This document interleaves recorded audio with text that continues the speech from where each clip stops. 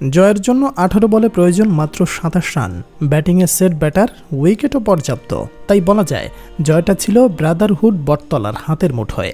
তবুও টিম অফিসিয়ালদের মনে ছিল না স্বস্তি। যদি ম্যাচটা হাত থেকে ফসকে যায়, এমন জল্পনা কল্পনার মাঝে অনিকের করা 13তম ওভারের প্রথম বলে রিয়াজুলের ছক্কা স্বস্তির নিঃশ্বাস জীবন মাহমুদের। সমীকরণ হয়ে যায় সহজ। 17 বলে প্রয়োজন 21 রান। হাল ছেড়ে দিয়েছিলেন ডোকলাহাটি একাদশের সমর্থকরা। তবে সমর্থকরা হাল ছেড়ে দিলেও হাল ছাড়েনি ডোকলাহাটির প্লেয়াররা। নার্ভ শক্ত রেখে অনিকের দ্বিতীয় ডেলিভারিতে রিয়াজ পরাস্ত। তৃতীয় বলে আউট। মুহূর্তেই উল্লাসে মেতে ওঠে সমর্থকরা, যেন ভেন্টিলেটর থেকে বের হয়ে মুক্ত বাতাসে নিঃশ্বাস নিলেন, যে নিঃশ্বাসটা এতক্ষণে আটকে রেখেছিলেন রিয়াজুল। রিয়াজুলের আউটে খেলা চলে আসে সমান রেখাতে, কারণ এরপর ছিল না আর কোনো প্রতিষ্ঠিত ব্যাটার যার উপর রাখা যায় শতভাগ আস্থা। যদিও একটু ভয় ছিল ব্যাটে বলে ছন্দে থাকা ইনফর্ম সেন্টুর জন্য। এই ব্যাটার অনিকের খেলা প্রথম 2 বলে পরাস্ত হলেও তৃতীয় বলে হাঁকিয়ে বসেন ছক্কা। সেই ছক্কায় বটতলার জয়ের পাল্লা ভারী হয়ে যায়।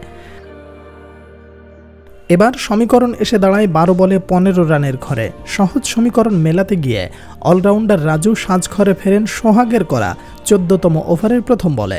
মাত্র 2 রান দিয়ে ওভার শেষ করেন সোহাগ। তার অসাধারণ বোলিংয়ের জন্য খেলায় ফিরে আসে ডোকলাহাটি। ম্যাচের আয়ুকাল যতই ছোট হয়ে আসছে, ততই পেন্ডুলামের মতো দুলতে থাকে ম্যাচের ভাগ্য।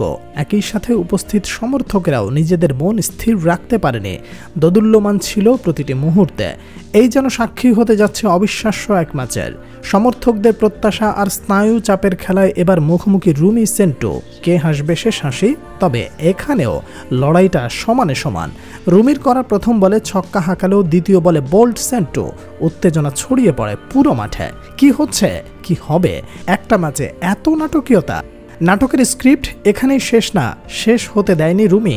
এই বল আর মেলাতে দেয়নি শেষ 4 বলে 7 রানের সমীকরণ। দুর্দান্ত বল করে আটকে দেয় বটতলাকে।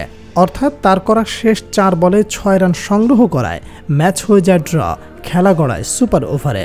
যে গল্পটা সবারই জানা, সুপার ওভারে এসে শেষ হাসি হাসেন ব্রাদারহুড বটতলার উফুলকির সমর্থকেরা।